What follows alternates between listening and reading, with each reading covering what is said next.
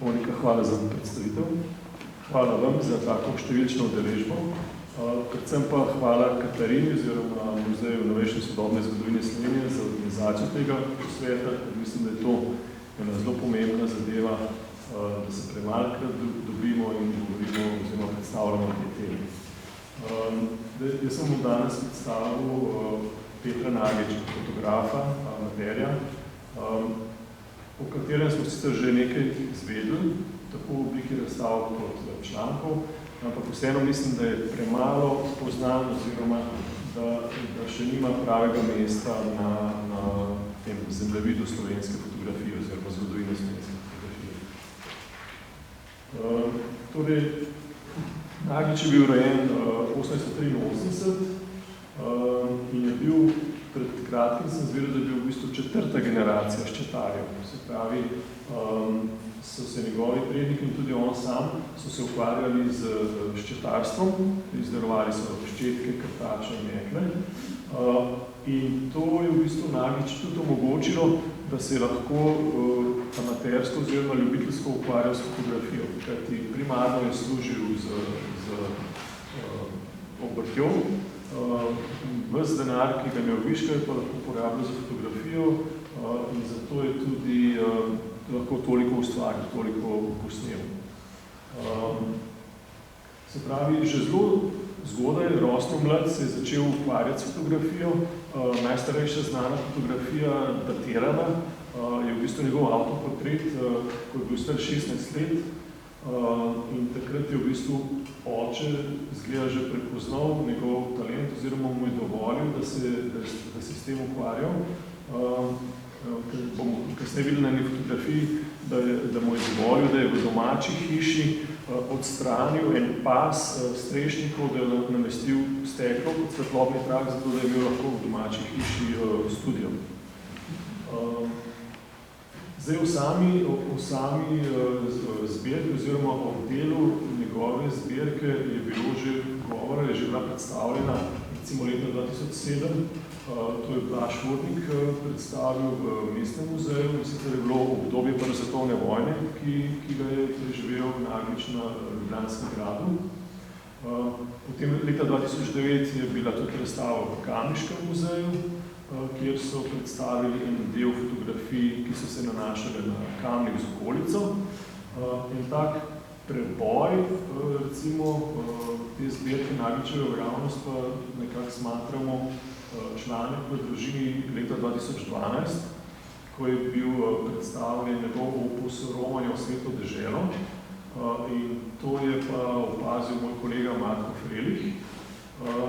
In smo potem se kar hitro zmenili za ogled te zbirke, smo šli na ogled, se pravi Marko, pa magister Andrej Dular in jaz, da smo ocenili obseg te zbirke in se potem dogovorili tudi z gospodom Šporarjem, Nagičevim vnukom, da smo celotno to zbirko digitalizirali. Se pravi, govorimo o več kot 10.000 negativih, ki smo jih vse digitalizirali in še takrat v bistvu je ta zbirka postala vidna, se pravi, smo lahko videli, razbrali, kaj je vse na teh posnetkih. In recimo rezultat te digitalizacije je bila potem razstava 2013 od domačega Praga do Jeruzalema, kjer smo nekako prvič tako celostno predstavili Nagiča kot fotografa, Nagiča kot osebnost, tudi kot industrialca, se pravi, en del razstave je bil namenjen tudi ščetarski obrt. Potem so pa sledile še mnoge razstave manjše in ravno sem z Matjažem Šporarjem govoril, on vodi skrbno evidenco vseh projektov, ki se nanašajo na Nagiča in jih je že preko 60 realiziranih. Se pravi, zbirka je nastajala slabega pol stoletja. Kot rečeno, je sestavljala preko 10.000 negativov na steklu in filmskem traku. Poleg tega so tudi pozitivi, ki so urejeni v albumih in pa zgibankah, sortirani po kuvertah. Nagič je bil namreč zelo redoljuben in je, ko je prišel z terena, recimo, tako, fotografije razvil in za posamezne posebne priložnosti jih je tudi uredil v albume, napisal je zraven dnevnike oziroma fotopise, mi smo rekli kar fotopise, tako da je bil res, so določeni segmenti zbirke so zelo zgledno dokumentirani. Poleg tega pa ohranil tudi nekaj malega fotografske opreme, se pravi ta njegova najstarejša mehovka, pa tudi kasnejši fotoaparati manjšega formata, potem bliskavica, nekaj laboratorijske opreme, literature in pa pospeha. Takole vidite je izgledalo, se pravi pri Matjažu Šporarju doma. Za razliko od prejšnje fotografije, ko Katja pokazala Vengarjevo zapuščino, kako je bilo to neurejeno, je pa tle imamo srečo, da je Nagi še bil toliko radoljuben, da je vse sproti popisoval, tako da so in popisi pripravljeni. Imamo pa največ srečo, da je tudi Matjaž Šporar strojnik in je svojo strojniško natančnost potem to naprej prevzel oziroma urejal.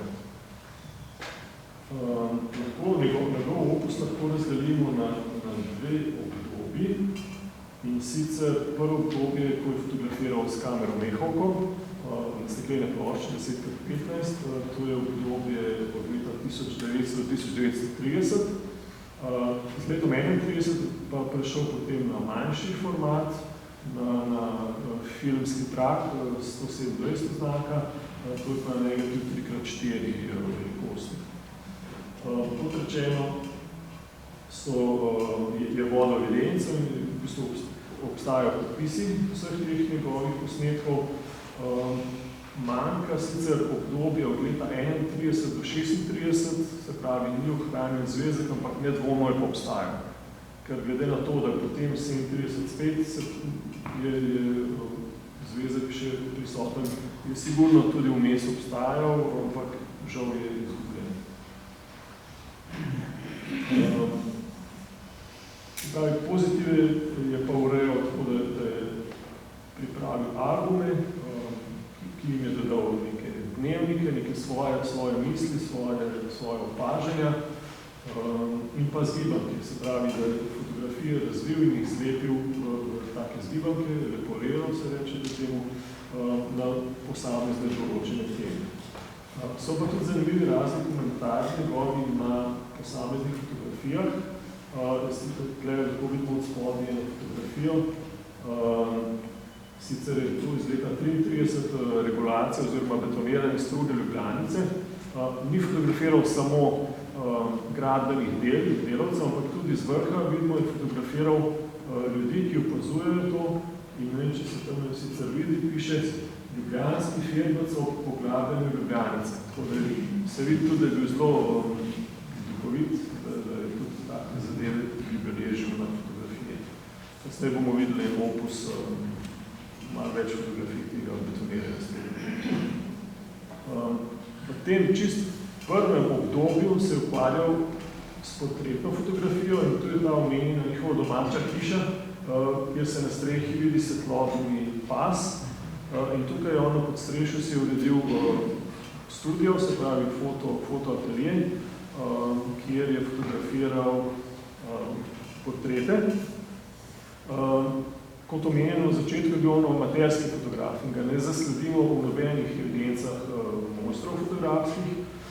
Kljub temu je pa imel več načinov označevanja teh svojih fotografij. Tukaj vidimo 5 različnih načinov.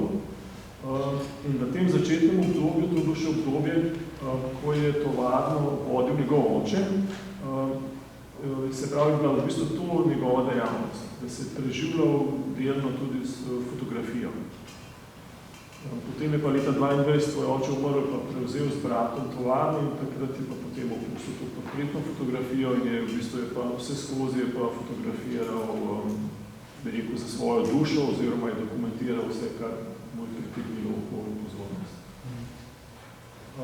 In to je pa zdaj ta bolj pomemben del njegove fotografije, dokumentarna fotografija oziroma lahko rečemo tudi reportažna, ker je vedno je gledal, da je nekako ujel en moment, da je posnel več različnih posnetkov, neke serije. Zanimalo ga pa vse, kar se dogajalo okoli njega. Se pravi, od tega res mikrosveta družine njegove do vseh prazničnih dogodkov, vsakdanjih dogodkov, versko življenje je veliko dokumentiral, ker je bil zelo veren človek in je veliko hodil tudi na romanja, dokumentiral in pogrebe cerkvenih dostojanstvenikov, veliko je fotografiral Ljubljano, se pravi prenovo Ljubljane, hodil veliko zaradi nabave surovin, zaradi predaje materijala in tudi zaradi nabave fotografskega materijala, hodil veliko v Ljubljano, je imel s sabo fotoaparat in je fotografiral. Vidimo je nekaj takih čisto vsakdanjih prizorov, koline na domačem dvorišču, obisk Romov v Šmarci in pa nek tak ulični prizor iz Rima. Recimo, da je njegov ta prva taka, oziroma najstarejša reportaža, bi lahko rekel, da je Romanje v Jeruzalem leta 1910, potem vam bo več spregovoril Marko Frelih jutri. Zanimivo je, da je samo takrat prvič vzel nitratne filme, se pravi, čeprav mi je mehovko, so pa te filmi edina izjema, so nitratni, najbrž zaradi transporta, zaradi teže. Tukaj je nekaj prizorov, se pravi, dokumentiral je splošno pokrajino, dokumentiral je tudi romarje, slovenske romarje, kot spomin in te fotografije potem tudi prodajal. Fotografiral je recimo izlet, ko so šli v Mrtvo morje pogledati, tako pa tukaj je zanimivo, recimo v dnevniku je zapisal, da je na njegovo veliko presenečenje po tej hiši tam zraven mrzlo pivo prodajal en domačin iz Goriškega, Slovenec. Tak vsakdanji prizor pred domaščanskim vratom. Na desni strani vidite ta napis, to je v bistvu njegov napis, ga je on dogor in to je imel zato, ker je v bistvu predaval, se pravi, da se to prikazalo na projekciji. Potem je eno zelo pomembno obdobje Prve svetovne vojne, ki ga je preživel na Ljubljanskem gradu, kjer je učil vojne ujetnike izdelovanja kartač, ščetarstva, urejanje strube Ljubljanice, kako je to izgledalo, to ga je zelo privlačno in je veliko fotografiral, kar nekaj fotografij se je večkrat se je vračal, to obeležil, tudi recimo na Prešernovem trgu oziroma na Tromostovju je takle velik stroj za mešanje betona. Potem seveda Plečnikov Ljubljana oziroma Plečnikov objekti, nekateri mu rečejo, da je bil hotel, pa ne hotel tudi kronist Plečnikovih del, ker je ogromno fotografij posnel tudi s temi njegovimi prenovami, njegove objekte. Tole je začetek gradnje Nuka, potem gradnja Žal, začetek gradnje cerkve Svetega Mihaela na Barju, začetek gradnje štadiona in pa Baragovo semenišče. Recimo, je bil pa tudi tak, da ko je izvedel za neko stvar, se je usedel na kolo in je odbrzel tja in je to dokumentiral. To je en tak dogodek, ki je bil zasilni pristanek letala na Mengeškem polju leta 1932. Se je usedel na kolo in zabeležil, ko naredil 9 posnetkov, recimo, kako so prišli ljudje pogledati, kaj se je zgodilo.